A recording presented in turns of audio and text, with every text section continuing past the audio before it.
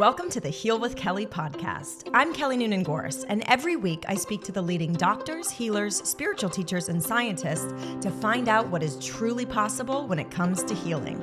I also interview real people with extraordinary healing stories. My philosophy is, what's possible for one is possible for all. Thank you for joining me on this beautiful journey of remembering our divine nature and tapping into the truths that shall set us free. Hi, everybody, and welcome back to the Heal with Kelly podcast. Today, I'm so excited for this interview because I love stories of hope and inspiration and possibility and just total badassery. This woman is amazing, Lauren Vaknine. I'll read a little bit about her bio. She is a leading master holistic health and life coach, a wellness educator, health writer, speaker, and host of the popular Reconditioned Podcast, which I love. As a leading voice in wellness in the UK, Lauren uses the experience and knowledge she gained during her 3-decade-long journey from severe disability to complete wellness to help women heal and transform their lives. She does this by using a range of holistic healing arts and a unique whole person approach that combines health optimization, emotional alchemy, mental healing, and spiritual development, which she offers through her courses, memberships, talks, and events.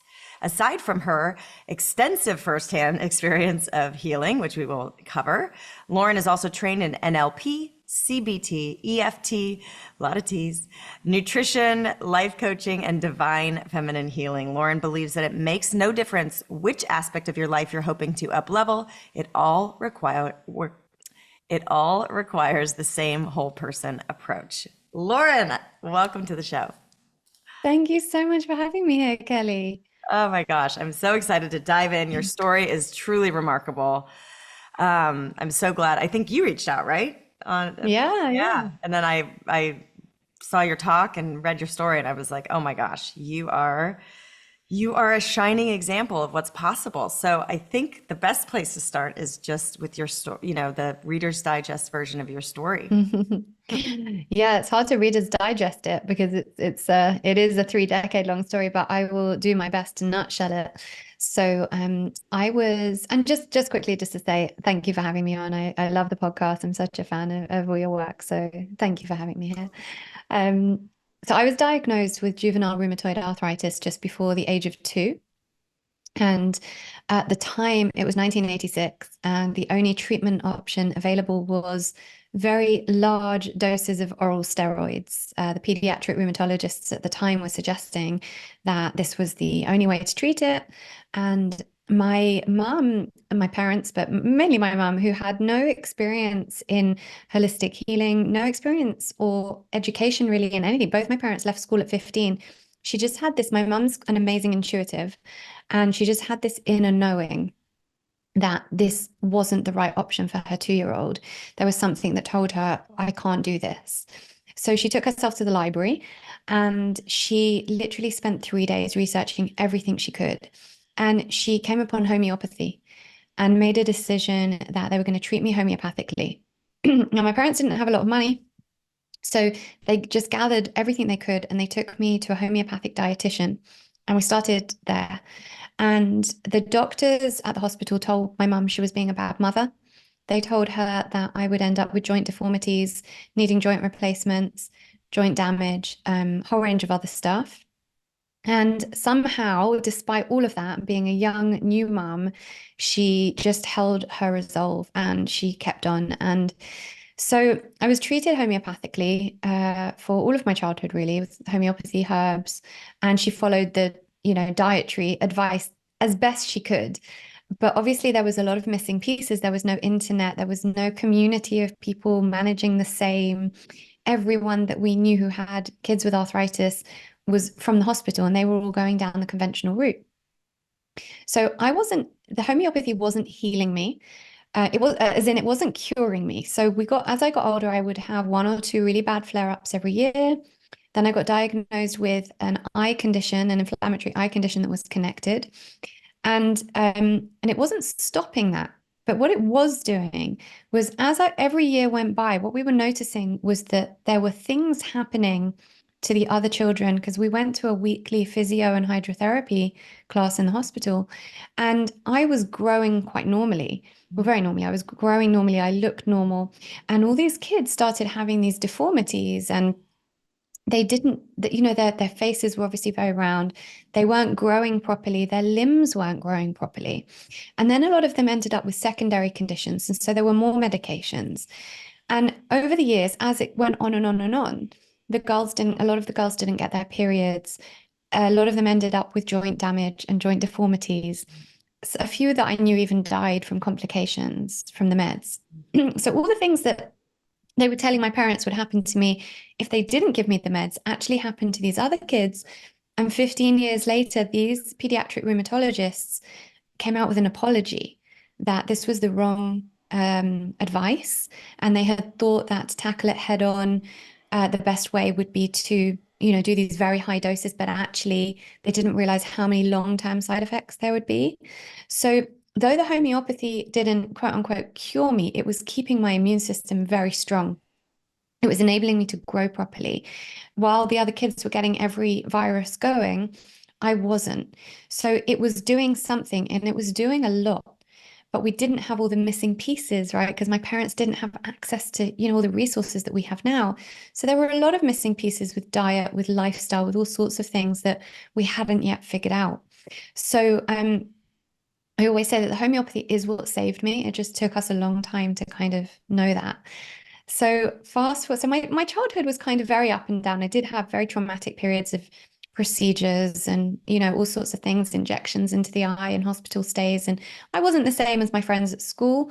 I had to sit on a chair in assemblies when, the other kids sat on the floor, and I couldn't do soft play parties and roller skating and anything, and I had to wear like bulky tracksuits all the time when my friends got to wear dresses, but it was what it was. And then fast forward to 17. At 17, I was in performing arts school, and I had this huge flare up. And it was as if it came out of nowhere. And it just kind of attacked me, and went back to the doctors. And not only was it attacking the joints, but it was attacking the eye really badly as well. And what they saw in the eye, and the condition, by the way, is called uveitis, and it's very much linked with juvenile rheumatoid arthritis. And the eye had grown cataracts, many cataracts, one over the other, as a result of the years of steroid eye drops and all the inflammation. And that was pushing against the optic nerve, and the pressure dropped really low. And they were like, we need to take this out. Like, we need to get it out. We need to take out the cataracts. We need to sort your eye. But there's too much inflammation in the eye, and we can't operate while there's that much activity. So we need to put you on a drug like yesterday to get this inflammation down. And hey, by the way, this will really help your joints as well. So like, let's do it now. And I was 17, and I felt completely like my life was coming to a halt when I was just nearly an adult, and I had all this new stuff going on, and I was meant to go to university the following year. And so my parents really didn't want me to take this drug. It was a chemo-based drug. And I was like, well, what has this homeopathy done for me my whole life? Obviously nothing. And I'm an adult now, and I'm going to make my decisions. And so I took the drug. And within a few months of taking it, I became severely unwell. I mean, I couldn't eat anything. I was nauseous the whole time. I was covered in ulcers. My hair started falling out. I mean, I felt so sick, and I didn't realize that was because it was damaging my liver. And by the end of the 10 months, just 10 months of taking it, where before the arthritis had been localized to the ankles and the knees, the arthritis had spread to every joint in my body. So by the end of this 10 months, not only was I wheelchair bound and unable to walk, I couldn't grip cutlery. I couldn't bend my elbows to bring food to my mouth. I couldn't even chew food, and I couldn't even sit up straight because my hips were so stiff and swollen. And So were I the was completely doctors telling you at the time that it was because of your condition and not the drug? Or was it? No, they actually they saw the progression. They saw that in all the years of having the disease, it never spread from the ankles and the knees to anywhere else. And miraculously, within 10 months, it had. But the reaction was very bizarre, and that's what prompted my journey. So my mum wheeled me into the rheumatologist's office in a wheelchair, and this rheumatologist had been with me since I was 4. And she didn't bat an eyelid at me being in a wheelchair. It was like, this is what she expected. And that was, and I had this epiphany moment of, oh, she expected it to go this way. And her response to me was, this drug works for 70% of people. It doesn't work for the other 30%. You fall within that 30% category. That was her only explanation. Now, I've since done so much research on this drug, on the folic acid they give alongside it, gene mutations and polymorphisms, that if you've got these, you will not be able to absorb the folic acid. Your body will be rejecting the drug, converting it into toxins. So I understood that later on once I'd done digging, and they didn't. And this was a professor of rheumatology. So I just had this moment at 18 years old. And I believe it to be a divinely guided moment of, this doesn't make sense. I'm not a statistic. There must be more to what makes the human body and mind work and not work than statistics. And I'm going to get out of this. And disability is not going to be my story. Wellness is. And I went on a journey to make that happen from 18 years old. Wow. And look at you now. This is amazing. We're going to get into all of the things you did and all the challenges that came along with it. But as you're speaking there, yeah, it's funny. Statistics, we joked with my producer when we were making Heal. I was like, statistics always just rubbed me the wrong way, because especially in the medical establishment, like, and with, if you take in the nocebo effect and planting, you know, an expectation into your patient because that's what the doctor expects, and then the outcomes are shifted, or quantum physics, you know, the observer effect, and like literally whatever the observer is expecting, you know, shifts the outcome. So statistics to me is a bunch of hullabaloo, you know, like I'm always like, it's either it's binary to me. It's like either it's going to happen or it's not. You know what I mean? I don't know. It's just a wild thing. Yeah, I have really strong views on statistics as well, because, you know, throughout my journey, I really, when I say I went deep, you know, to find the answers, I went deep.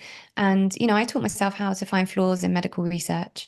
That was how deep I went. And what I learned from that, speaking, you know, I was fortunate enough to meet and speak to many professors, many open-minded doctors and physicians and people who could teach me.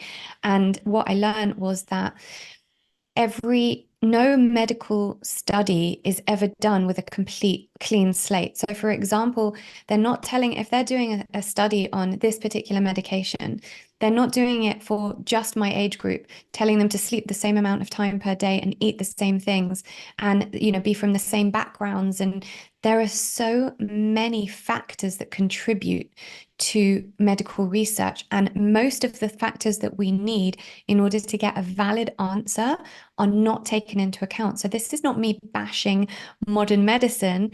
This is from a very pragmatic, logical, logistical point of view. Medical research actually, on the whole, you know, from what I've seen over the years, actually has no place in science most of the time.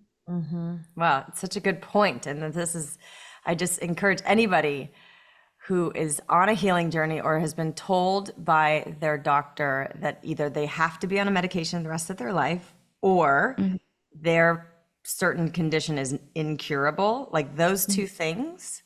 Right. You, Anita Morjani, and so many others are evidence to the contrary. And we really like this. This is why your story is so powerful. And I'm just so grateful that you're here right now, because you are going to guide us through that decision making and how you navigated, you know, defying that statement to you, especially like something so from a child, like childhood rheumatoid arthritis, that it's known to be you know, it's said to be incurable, you know, and there's a path, a degenerative path, and your doctor expected you to be in a wheelchair, you know?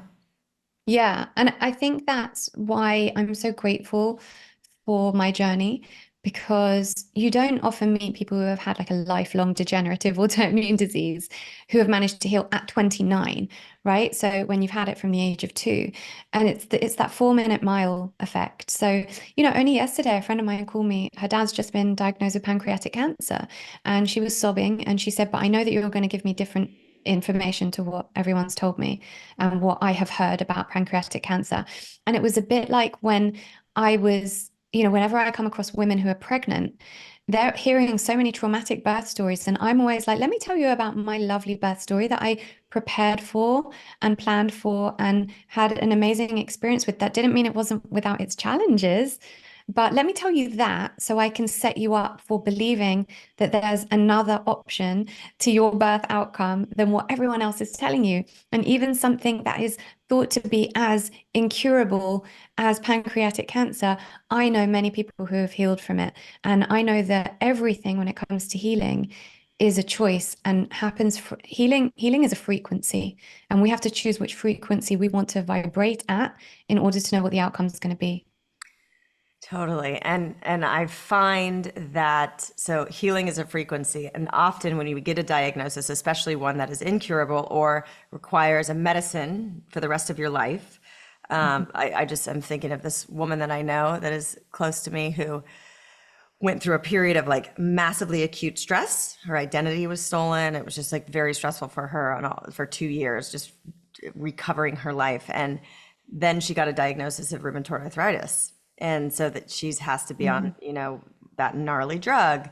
And I'm like, oh my gosh, it's so connected to that period of stress. And like, I see things so differently, but she's very much in with the doctors. And she kind of, she's open, but she's just really attached to her story right now. Right. She's identifying with the doctors, and she's giving so much power to their expertise.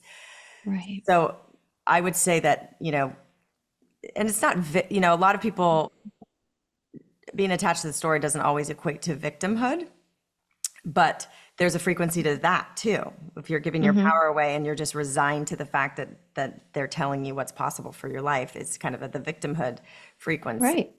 I agree with that. I call it victim consciousness, and it's not, it can be, that term can be quite triggering to people, but I come from it from realizing that I was there at one point as well, like very much needing people to understand what I was going through. No one gets it. No one has to go through life every day with pain, and they don't get it. And I work with, as you know, I work with a shaman, a very powerful Toltec sorcerer, and what's been great about working, many things he's changed my life, but one of the transformative things about him is he teaches us how not to be in victimhood all the time. And he doesn't give us any grace with it, right? We could be going through something really awful, and he's like, I don't want to hear the moaning. Bring yourself out of it. Stay in your personal power. Because right now, when you're in the complaining zone, you are losing your personal power, and you are choosing a different outcome based on that frequency. And this isn't to say that we shouldn't honor our emotions. And I do a lot of my work is about helping people honor and connect with their emotions, but it's about honoring and connecting with the emotions, then moving them through and out the body, and then done. Otherwise, we're losing our personal power. We can remain hooked to the story of our trauma for many, many years, or we can make a choice to move it through and out the body, because somatic healing is extremely powerful. And then we regain our personal power and we move forward and take from the experience what we're meant to take from it. Amen. I agree. It's like have that moment of course, part of being faced with a diagnosis, it's like feel sorry for yourself. It's a bummer, so have that moment, but then don't stay stuck there, and then let the emotions move through and say, okay, what now? It's like that first step in healing is acceptance. And so often we resist, so much of what life is giving us, and that's where we suffer. Yeah. So you made the choice at 18 that this is not your path. You had the epiphanies. What then? Talk to me What then? First phase. A lot of hard work, a lot of tears, a lot of sweat, a lot of blood. So I made a choice that I was going to heal, but I didn't know where to start. This was 2002, right? So I didn't have the internet. I know some people had the internet. Like generally, we didn't have internet. I certainly didn't at home. And I started very slow. And the two things I started with were meditation and nutrition. So my mum's friend is a healer, and she came to me to my house when I was sitting there. My mum was at work. I couldn't really move. I was on the armchair, literally unable to move. And she walked in with this cassette tape, like an actual cassette tape of Brandon Bay's The Healing Sands meditation. And I remember putting this on, and it was the first meditation I ever did. It was the first time I ever heard about meditation. My parents, but my mum was very much a spiritualist. My grandparents were spiritualists, and my mum had taken me to loads of spiritual healers. It was one of the first things she ever did. So I was around spirituality my whole life and healing. I went to psychic surgeons and, all sorts, but I'd never actually been told anything about meditation. And I played this meditation and it did something to me.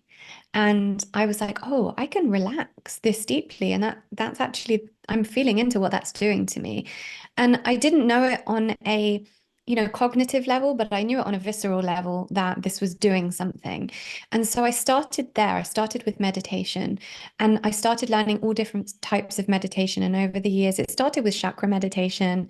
And then I went to the Buddhist center in London, here in London. And then I learned transcendental meditation. And I did kirtan and chanting. And I mean, everything you can imagine until I kind of crafted my own version of meditation eventually. But that was the first thing. And then came nutrition. And it was the three simple ones that we still hear about that actually are hugely profound. And now, as a nutritionist and understanding, holistic nutrition, knowing how important they were, and it was cutting gluten, dairy, and sugar, refined sugar. And now I would kind of streamline that by saying no commercial dairy. I do eat raw organic dairy now. And I still believe in, gluten being inflammatory, and I still try and maintain really low sugar levels. But for I think 2 whole years, I didn't touch them at all, and that was the starting point. And from there, it led me into other things, and I started meeting people. And again, this was a frequency thing. As soon as I opened my heart to healing, to the option and the opportunity to heal, even though I didn't cognitively understand that this was what this was going to lead me to, I had opened something in me to bring those opportunities. So I was becoming magnetic to meeting the right people. And all these divine things started happening. And, we heard from a friend who told my mum about this treatment that she'd had in Israel, and with this doctor who started this treatment that was like a combination of 7 different types of holistic therapies integrated into one. And so I went there and I stayed there for 6 months and had this incredible treatment. And that was really the beginning of my education. He taught me so much. This was 2003, and he was doing like the emotion code type stuff, finding out, using kinesiology and muscle testing to find out what's going on in my body, removing any, because my body was obviously so deep into the autoimmune trigger. The autoimmune response had been triggered so deeply that and when you have an autoimmune disease, just, I'm sure your listeners know, but just for those who don't, when you have had that trigger happen, when you get that diagnosis, that trigger has happened, whatever the catalyst is for that, and there can be a combination of catalysts, I believe. Once that autoimmune trigger has happened, anything that the body sees as foreign is going to set it off, is going to trigger it more. So it's like you're living in a body that's constantly attacking itself. And it's painful and it's exhausting. So what he did was he brought all these different elements of hundreds of components of things like gluten, wheat, metal, anything you can imagine. And every session he worked on removing another one, as in how my body reacts to it. And we did that with emotions. And it covered like homeopathy, chiropractic, kinesiology, so many different types of things, crystal healing. It was so incredible. And I learned so much from it. I came back home after 6 months. I was like, I'm healed. And I was riding a bike. I was like, it was incredible. However, after a year of partying hard, because I was meant to go to university and I had to give up my place because they let you defer it for 1 year, but the second year they were like, sorry. So I was like, I'm going to work and I still want to be an actress and I still want to do this. And so I spent a year of just kind of running my body into the ground just because I'd lost so much time that all my friends were. You're free. I was free. I was 17 when it started happening to me, and there were many things that because of the anger and resentment of what was happening to me, I led myself into very horrible traumatic situations when I was 17, 18. And there was so much that I was holding on to still, so much I hadn't yet resolved. And, you know, I'm now back and I'm 21 and I'm like, you know, I need to explore life. And I did. And then within a year, it came back with a vengeance. And that was the best thing that ever happened to me, because that showed me that I can't outsource my wellness to anyone else. And this doctor might be the best doctor in the world that healed me once before. What am I going to do? Keep going back to Israel? Right? Or keep finding another doctor and going back to them? I had to heal me. So that was my kind of understanding, my introduction to becoming my own primary healthcare provider and finding the answers and stopping to outsource my health to other people. Yeah, I'm going through the same thing right now with my intuition, like just going through an intense time in life, last couple of years. And, you know, I seek validation and affirmation from intuitives and different people and shamans and whatever, plant medicine.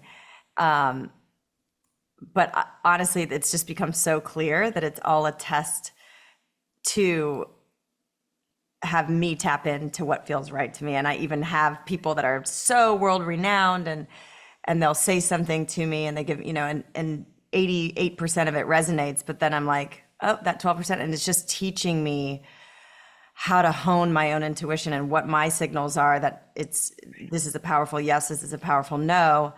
And I believe that that's what life is calling us to do, especially now with the rise of AI.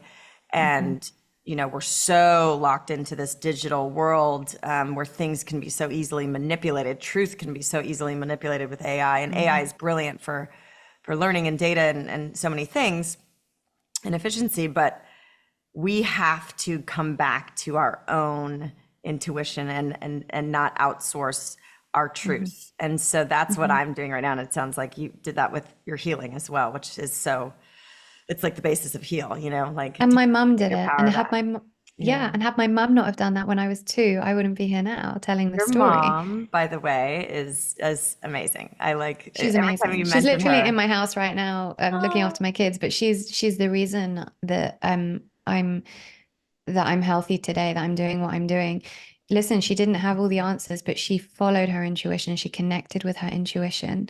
And despite all the backlash and all the, you know, even her parents and everyone around her, like, can you imagine being like in your early 30s with your first child, or your late 20s, your first child, and everyone around you, including all these big opposing figures of doctors, are telling you that you're harming your child, and you're like, nope, I know, I just know what I'm doing.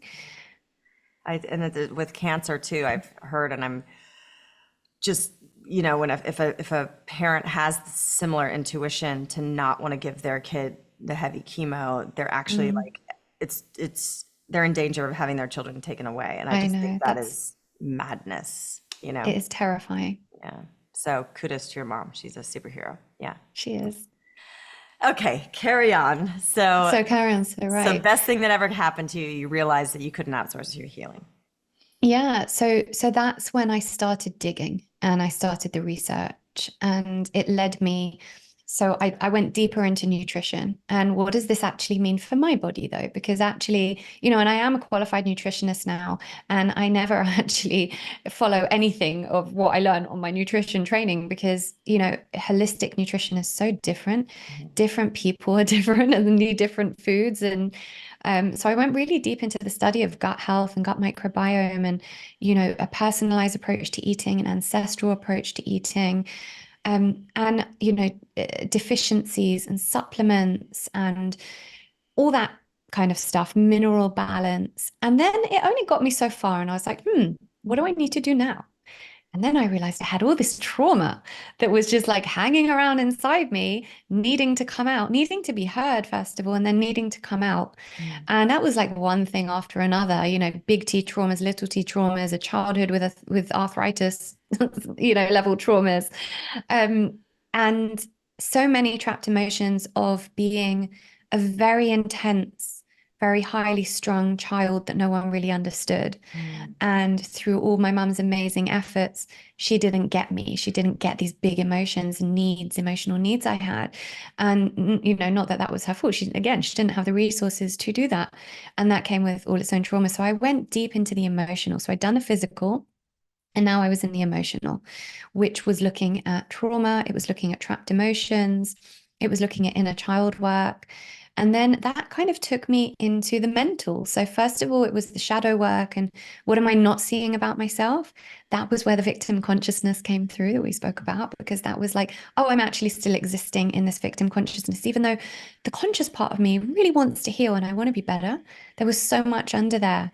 So much. I mean, to the point that I realized, and this was years into this work, because you've got to kind of be willing to face the very hard things to get to this point where I realized that I felt safer when I was in pain. I liked being in hospitals as a child because that's where I got the most attention. And it was stuff like that that took a long time to shift, a long time to get to, and then a long time to shift. And then going into the mental, I then discovered neuroplasticity and rewiring the brain, creating new synaptic connections, understanding this brand new form of neuroscience that was called neuroplasticity that teaches us that actually we thought that we were hardwired and actually we're not. You know, there's these neural pathways in the brain that create habits and patterns and can even keep us in dis-ease. And actually, we can break those down and create new ones. And I'm preaching to the choir here because you've done a lot of Joe Dispenza stuff. But this was brand new to me. This was before I had Joe Dispenza books. And obviously, his work then really deepened that for me. And he was one of the catalysts for that. But it was rewiring my brain out of disability thinking. And so I was realizing that all these things were so deeply connected. And then discovering things like epigenetics. And I feel like epigenetics was a real missing piece of the puzzle, because understanding that it wasn't because the first question people always ask is, oh, was it hereditary? Is that why you got it? And the answer I'm able to give now is so much more nuanced, because it's like, well, there is an element of me being genetically predisposed to autoimmunity, but it's the effect of the environment on my genes that enabled that gene to be switched on. So, and there were many factors that contributed to that. And everything is nuanced, and that's what I kept coming to. There isn't a one reason for why it started, and there isn't a one thing that cured it. It was always a culmination, and it's never just one thing. So epigenetics was huge in realizing that I had MTHFR and some other gene polymorphisms that needed understanding. It explained why my body reacted so badly to the drug as well, and to the synthetic folic acid they were giving me. It explained why my body held on to heavy metals and neurotoxins in the environment more than other people's might. And so then that took me back into, I'd always been with homeopaths, but then my homeopath started doing deep heavy metal detoxes. So we were now back in the physical. And then the spiritual was the icing on the cake and the thing that solidified it all and held it all together. So there, and within that, obviously, many modalities and therapies and different things that I tried over the years. And just to say as well, because I know that a lot of people listen to this, to these things and think, well, I don't have the money to do all of that. I had nothing. Like, my parents took out a loan for me to go to Israel. My parents both came from working class families as well. They took a loan for that treatment. And when I came back, in between periods of being okay-ish, I would do promotion work, or I would do whatever I could. And I did a lot that didn't cost money. And I did a lot that I found charities that offered, discounted prices for things like massage or craniosacral therapy.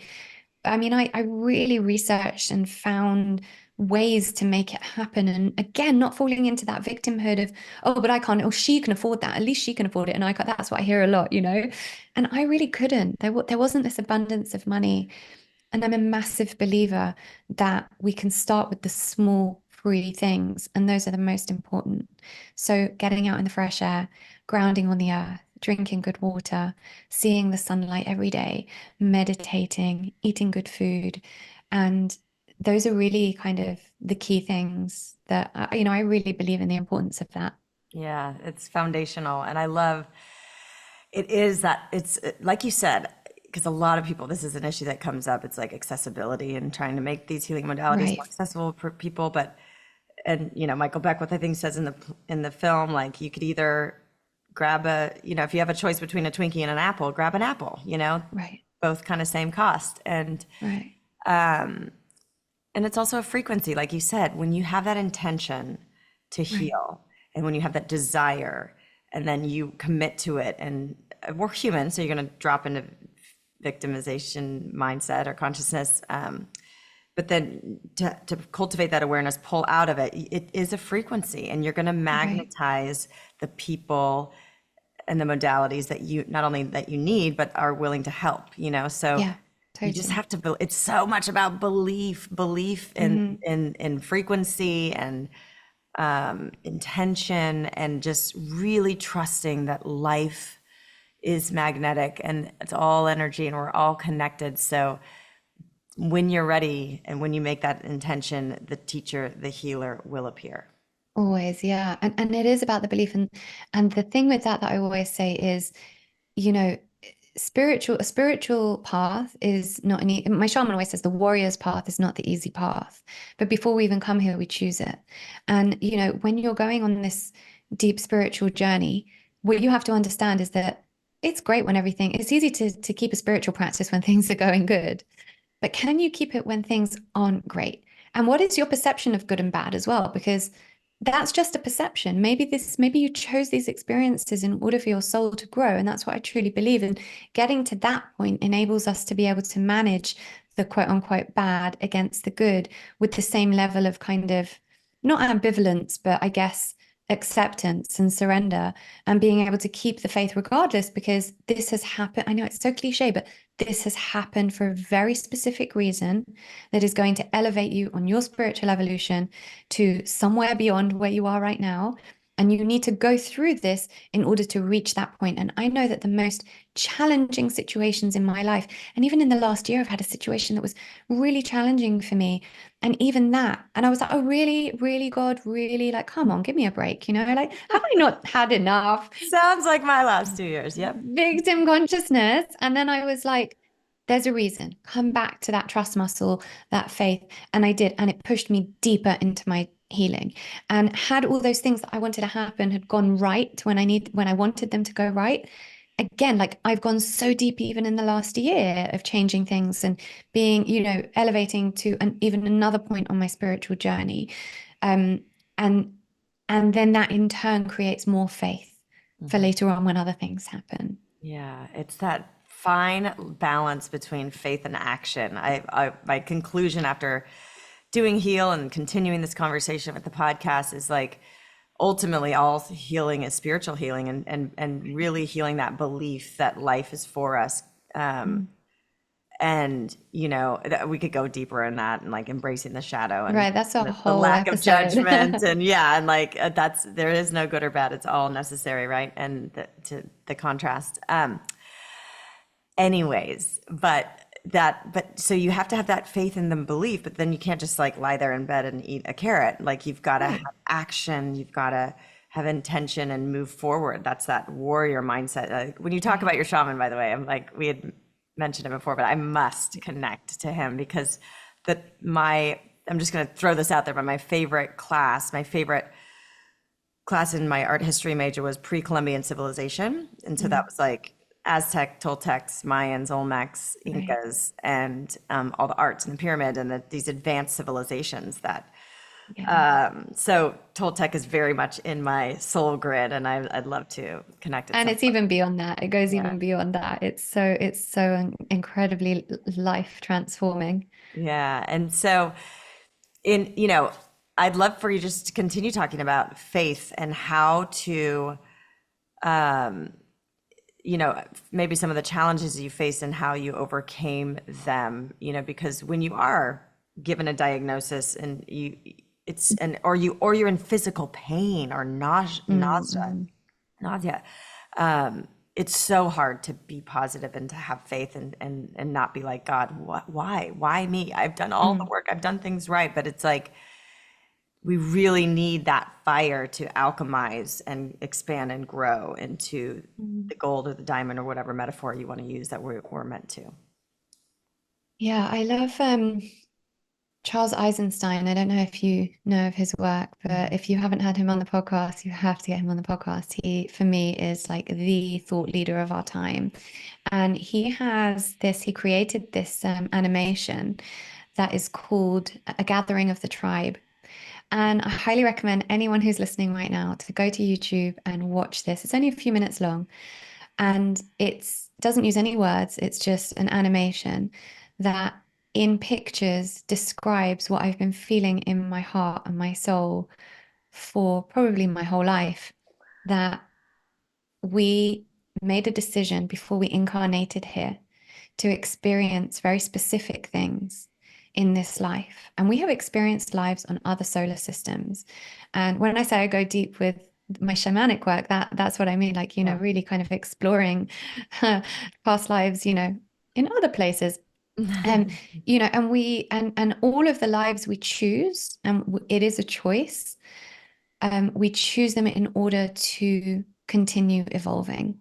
And evolving doesn't mean being better than anyone else or being above anyone, who might not be on the same spiritual trajectory that we're on, because we've all chosen something for a very specific reason. And that in itself was a huge lesson for me, having gone on a 2-decade journey now, starting to more than 2 years, starting to make a choice to heal at 18, being 40 now, and having worked so hard and put everything into it.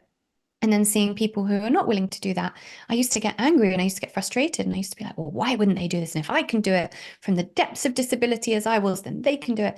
And actually now having such a deep spiritual faith enables me to see people for their good, regardless of what choices they're making, and know that their journey is their journey for a reason. It's not for me to judge. It's not for me to have any opinion over. And I can offer my support, never my opinion, just my support. And they know, people close to me. Listen, I'm very fortunate. I live in my own echo chamber. Most people in my life live in the way I do, including my family. And my husband's really on board. And, I've got an amazing group of friends who we're all similar in how we raise our kids and everything. But there are some people in my life still who are not. And being able to look at them with compassion and know that actually even part of my journey was having that experience with them so I could learn that it's not up to me. They've chosen this, just like I've chosen this, they've chosen that. And they will get the lessons that they needed from that. And that's not up to me to judge. And so I know that right now, I chose to incarnate here for a very specific reason. And in order to go on the journey I needed to go on, I needed to go through the very difficult things I went through. And everyone's, I see it through all my clients. I've worked with hundreds of women over the years. Most of the time, people face similar, like they struggle with the same aspect of their life. So for some people it's always finances, for some people it's relationships, for some people it's health and physical pain. That was mine, right? So I will often come back to physical pain that manifests in different ways, and that's my lesson. That's how my soul is learning, is mainly through physical pain. And setbacks. Sorry I keep doing that. I'm just getting over losing my voice. Oh man. Certain setbacks, like setbacks that feel very familiar. And it pushes me deeper to go, okay, why is this happening again? Am I holding a block in my energy? Am I holding something still in my body? What do I still need to do to move forward from this? And for me, that's just what faith is. So this animation that I was talking about from Charles Eisenstein, it's just an animation of that, of like these, I'm just going to do it no justice, but these beings in an above place looking down on earth and making a choice that however hard it looks and however awful earth seems in some situations, based on what humans do to each other and what we do to the earth, we actually still have to make a choice to come. And we're going to forget everything we knew before in order to be able to experience this life. And but we still chose to do it. It's like having a baby and knowing everything that comes with it and still choosing to do it again, So it's that deep inner knowing that you maybe cannot articulate in words, in human form. And I think this is what people say when they do plant medicines. And, this is what kind of we try to get to in our shamanic work, is getting ourselves to that point of releasing enough DMT that we can experience such deeper states of consciousness that we can actually, for a split second or moments here and there, snippets of time, experience that frequency of pure love and knowing that deep gnosis of I chose this and there's a reason for it. Yeah. And so the deeper I go into that and into acceptance and into surrender, and then, then the more faith I have. And just to quickly say, acceptance and surrender doesn't mean you're rolling over and letting things happen. Like you said before, it's not just kind of lying in bed and eating a carrot and saying, well, I want to get better. And there is the action, alongside the vision or the intention, aligned action. So it's the masculine and the feminine. It's the surrender and the surrendering that intention out to the universe, out into the quantum field, knowing that quantum physics will not allow for anything else to come back to you while taking that action. It's like me saying, we're going to Spain tomorrow, right? So it's like me saying, hey, I'm manifesting a trip to Spain. I'm not going to buy a ticket. I'm not going to go to the airport, but I'm just going to manifest it. Well, I'm not going to end up in Spain because I'm still a human in form that needs to take physical action. And that's, the aligned action alongside the intention.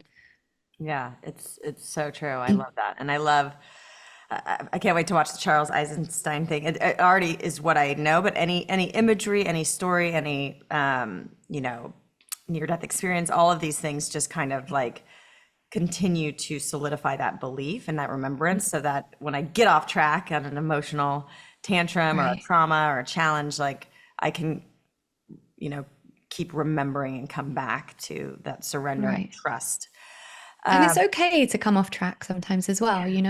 I really lost myself for about a month, the end of last year, with some stuff that had happened. And I was like, and I let myself for a little bit. Obviously, Don Javier knocked me, back into shape, but we are still human, and we're here to experience the full spectrum of human emotion. And I don't think we can, move into any of this knowing and any of this healing without actually having some experience of that as well. So it's just knowing how much to allow ourselves to go into that and when to bring ourselves out. Yeah, it's funny. Someone commented, I showed like the contents of my tennis bag the other day. I don't know what compelled me, but probably because I needed this comment to let go. And she was like, I am shocked that you would, that you would use in such toxic things, because there was a bunch of sunscreens. And like, I research which sunscreens, but there's like the white ones the zinc ones, the healthiest ones. Anyways, it just made me, upon reflection of what that comment triggered in me, I was like, I'm not meant to be perfect. Like if I was on a healing journey, I would need to be more strict. Like you were so rigid in that first two years because you needed to cut out all these triggers. And eventually I will probably but I'm not meant to be perfect. Just because I made a film doesn't mean I'm not human, and I make mistakes and I drink alcohol sometimes and I do the things that people judge. It's like, I'm on my own good for journey. you, because you need to live. Yeah, I need to live. And so it was a beautiful reflection that I censor myself so much. And social media to me feels like such a burden, because I do feel that pressure of having to be perfect in this role of some sort of health influencer. It's like, no, dude, But I love that you're so honest with that, because it kills me with social media how people are so judgmental. Like, why? But like you say, maybe you were meant to go deeper with that, and that's why the comment came through. But just to your point there, it's like I talk about nutrition a lot. And a lot of what I talk about in nutrition is not what people think I'm going to say. I believe that another part of being a human is to experience the things on earth in this dimension that we don't get to experience in other dimensions. And part of that is the nourishment of the soul that we get when we eat good food. And how, I heard this thing once, and I never remember where I heard it from, so I'm sorry for not crediting it, but that these kind of spirits were talking about what they missed about being on earth. And then the human is like, what do you mean? You're in utopia, you're in heaven. And they're like, yeah, and it's great, but I really miss watching a sunset. I really miss hearing a child laugh. I really miss the smell of the forest. And I think that we forget how important those parts of being a human are. So we might be going through a lot, and this world is constantly going through collective trauma. And it's not just today because of what's going on in the world. It's always been Throughout because time. Yep. we're throughout time. People get very lost in it's never been this bad, and it Yeah. has. I mean, look back in history, look at like Genghis Khan, Yeah. look at like some Medieval of the times and World War II. It's the like, yeah. Vikings and World War One, and like, yeah, like come on. But that's because we're meant to experience everything. And when it comes to nutrition, I have a lot of clients with things like SIBO and Candida and all these other things. And, they'll come to me after working with nutritionists and functional medicine doctors who are like, cut out everything. And these people are like living these miserable lives where they're not enjoying food anymore. And everything's, counting macros and counting calories and weighing stuff. And I'm a qualified nutritionist. I have never weighed food or measured food in my life, nor have I ever advised it to clients. Yes, like you say, when you are really healing from something acute, you do have to go deep into that and you have to get a bit serious with it. Mm-hmm. And then once you've kind of got through that stage, there is a place for letting food nourish your soul. And I really, really feel strongly about that. Yeah, and that can include ice cream, but And that can include ice cream, choose right? the clean. People always. This is so funny. I'm gonna start to post more, but people are like, "Tell us what you eat every day." I'm like, "You don't want to know what I eat." I just like, and as you're talking, I judge myself. I am so hard on myself. My mom and I had this conversation last night because in a podcast, I was like, "I wish my mom had pushed me more because I was good at a lot of things. I wish I was just like." Great, like if I just did soccer, just did tennis, like, and so she was kind of offended. She's like, push you more. She's like, Kelly, you put so much pressure on yourself. Like, if I pushed you more, you would have had a mental breakdown. So I was doing the loving thing by like, and I was like, okay, I'm sorry. Come on the podcast, we can talk about it. But as you're, I judge myself like I'm a pretty qualitarian, like I just eat and I'm grateful to be able to have access to healthy food and organic produce and cleaner options, but I still eat like crackers and I eat cheese. And as you're talking, and I eat clean versions of dairy, like you said, raw cheddar from the A1, A2 cows, but grass-fed. But I have been eating cheese and crackers a lot lately. And as you're talking, I'm like, that's what your body wants right now. It's what your soul wants. It's what I did after kindergarten. I came home and I made cheese and crackers. Oh, so you're feeding your inner child right now. I'm feeding my inner child. You said that, like you felt safer in a hospital for a period. And I'm like, oh my God, stop beating myself up for eating the crackers and cheese and go, oh, my inner child needs needs a hug, needs some nourishing. It is. And it's just about balance, but also, we're going on holiday tomorrow. There's not going to be any like clean ice cream options. I've got an 8 and a 5-year-old. They're going to have ice cream. Like, that's fine. We're living in the modern world. And I also think my son has a sensory aversion to food. And it's been one of the most challenging experiences. And after everything I've already spoken about, when I tell you this has been one of my most challenging experiences, and I have learned that it has been here to push me deeper into the understanding of energy. Because he's never eaten a vegetable. And I have had to learn how to manage his decisions on food and not stress him out about it. And what I have learned is that, and coming to this knowing of the energy I put into how he feels about food will impact what that food does to him. So now whenever I give him food, even if it's like chicken nuggets, I'm like, I talk to the food, I talk to my water as well. I talk to the food and I say, please let this nourish his body. And when he tells me what he's eaten at school, if it's like sometimes it's literally chicken nuggets and a Marmite sandwich and a piece of cake. And I'm like, did you enjoy it, my love? Was it nice? Because I didn't used to do that with him. And that was harmful for him. And how I balance that is in the home, he sees how my husband and I eat. And I talk about food in a really positive way.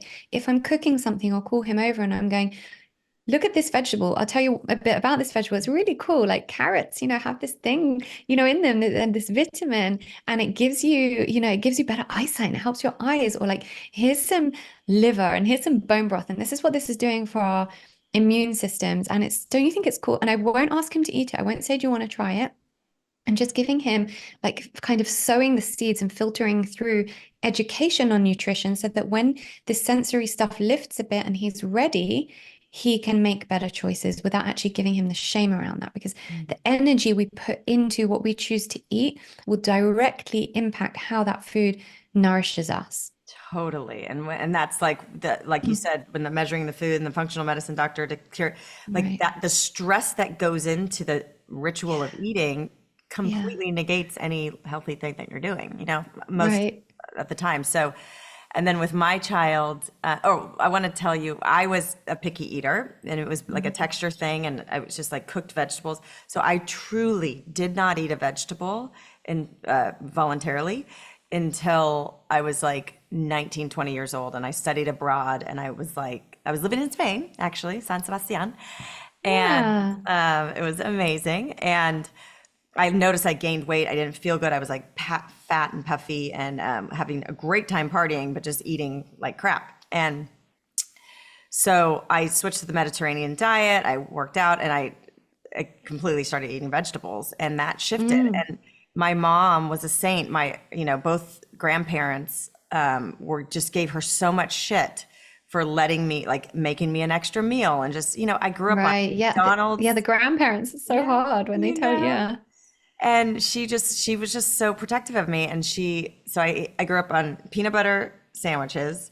Didn't like mayonnaise, so there was no turkey or anything. It was just like peanut butter sandwiches, macaroni and cheese and hot dogs, Domino's pizza. And then I was a child actor, so we'd be on the road all the time and going through the drive-through at McDonald's. And so, like, I didn't start eating healthy until I was 20 years old. And then even then I Wow. was still, and our bodies are so resilient. Like, I'm Right. still an They are. Yeah. intelligent human. I'm healthy. We can Right. turn things around. So all of that to say, like, you're just backing up, the way you're handling it with your son is so beautiful. I mean, it's literally perfect. And with my daughter, my husband, sugar is his love language. It makes him feel comfortable. Yeah. He loves eating. And my daughter has that same thing. And so I'm just, rather than being the bad guy all the time, or me stressing out about the crap that she's putting in, I try to offer cleaner versions of sweets. Right. But then, there's Sour Patch Kids. So she's got a teenage brother. So I've just tried to teach her how to be aware of what she puts in our body makes her feel. Right. And so I Yeah. say, let's go get ice cream. And then if she wants a cookie, 3 hours later, I'm like, well, did you notice when you had that little meltdown and you were angry? That's what sugar does to me. Just like, tune Yeah. in. Or do you think your body needs more sugar? And now her dad will offer her something, and she'll be like, no, I don't want it. So but then, Yeah, it's she's still, great. And my daughter's the same. yeah. She has more of a hold on it. She's the same age as your daughter, and she can understand that more because she doesn't have the sensory issues around food. So I think for my son, his psyche's probably blocking that in order to keep him safe and keep him eating the foods that he needs to eat to survive. And I think it was so much my projections, because I came from this place of having healed from autoimmunity, coming into parenthood thinking, I need to do all the things to prevent them ever having an autoimmune trigger, right? So protecting their immune systems from that ever happening to them, because they're going to have these genetic predispositions to autoimmunity. And oh my God, it's up to me. And the pressure in that, right? And I can't control it because, again, come back to the spirituality. They've come here with their own blueprint and their own soul contract that they've chosen, and I can't control it because our children are not ours. That's that beautiful poem by Khalil Gibran, "Your children are not yours," or something like that. It's a beautiful poem, and it just reminds me, like, they've come with their own soul contract and they have to make their own decisions, and I have to trust their intuition on that while guiding them as well. Yeah. Oh my gosh. What you just said was so, so good. And it's so wonderful to be able to be a conscious parent. And again, we're human, we're not going to be perfect, but to adapt and take our experiences and then really, like, hold space and teach them self-awareness, because they are on their own journey. They're going to have to go through their own challenges. Even if we were perfect as parents, they're still going to meet some trauma, something that they're Yeah. going to have to go through down the road. So So And I'm not sure beautiful. we're meant to be perfect. I'm Yeah. sure that they're meant to see us mess up and then see how we fix that and how we come up with solutions for that. And also just to make people feel a little bit more relaxed. Like you said, like you don't want to share the contents of your bag and feel like you're not doing enough. Life is life and it's just meant to be lived, and we do the best we can. And also we can experience what it is to be human in all its beauty and all its color and not feel guilty about it. Yeah. And then we can have compassion for other people because we don't expect them to be perfect too. It's so, so beautiful. Well, we could talk for hours, Yeah. and we might have to again. But where can people find you? Where can people learn more Yeah. about what you offer? Because I'm sure people are listening going, oh, I want her guidance through my own health journey. Yeah, thank you. So I have a membership for women that's called the Rise membership. It is basically everything I needed when I was on my healing journey that was not available, which is everything in one place. Wow. So the healing of the physical, mental, emotional, spiritual, and the continued maintenance of that holistic lifestyle. So it's a membership program that's hosted on a beautiful app. It's for women only. It is a gorgeous space of the internet where we have this amazing community of like-minded women who are all on different stages of their journey. Some real newbies, some people years and years into it. And it offers the module, like 14 modules of everything I've put together that I kind of the culmination of what I believe the healing of a whole person. Because the real lesson that I learned on my journey was it doesn't matter which part of you you're trying to heal. If you want to heal that, you have to heal the whole self. So like I said on my journey before, it was kind of all those factors. So we've got everything from inner child work to shadow work, trauma healing, divine feminine work, purpose work, brain training and neuroplasticity, manifestation, quantum physics, meditation, nervous system regulation. I could go on and on. Yeah. There's loads of it. It covers the 6 pillars of holistic living that I believe everyone needs to work towards in order to achieve that alignment, whether it be, physical, mental, emotional, and spiritual. I have women who come to me for everything you can imagine. That's why it's so beautiful. It's not like for arthritis. It is women who, want to improve their confidence, women who want to who feel like really holistic living. They want to know more, like how do I live in this lifestyle and implement it and make it part and embody it. Women who want to learn how to kind of create more abundance in their lives or up level their careers. And we have many women suffering with chronic conditions or parents wanting to raise healthier children. It really covers the whole gamut, and it's just all comes down to holistic healing requires a healing of the whole person. So all the modules are within that, and we also offer within that. I host a monthly group coaching call. We have a monthly Voxer day where people get to voice note me, which is the best day of our month, and a monthly book club, and so much more. So that is over on my website, laurenvaknine.co.uk/rise. And we've got my Reconditioned podcast as well. And you can find me on Instagram, which is at Lauren Vaknine. And Vaknine is spelled Vaknine. Awesome. And we'll have all those links in the show notes as well. But Lauren, thank you. You are a beacon of just, like I said, you're a warrior and you are amazing and your story is phenomenal. And I'm just so grateful that you came on to share it and just be a beacon of hope and light for people to follow. And I'm so grateful for you and all the work you've put out into the world that's helped countless people. So thank you. Thank you. Thank you for listening to the Heal with Kelly podcast. Be sure to tune in every Thursday for more empowering wisdom and inspiring healing stories. And make sure you hit the follow button on Apple, Spotify, or wherever you get your podcasts so you don't miss that one episode that holds the answer you've been searching for. Oh, and if you found this episode inspiring, please rate, review, and share Heal with Kelly so that we can grow our audience and reach more people. We truly appreciate it. Lots of love.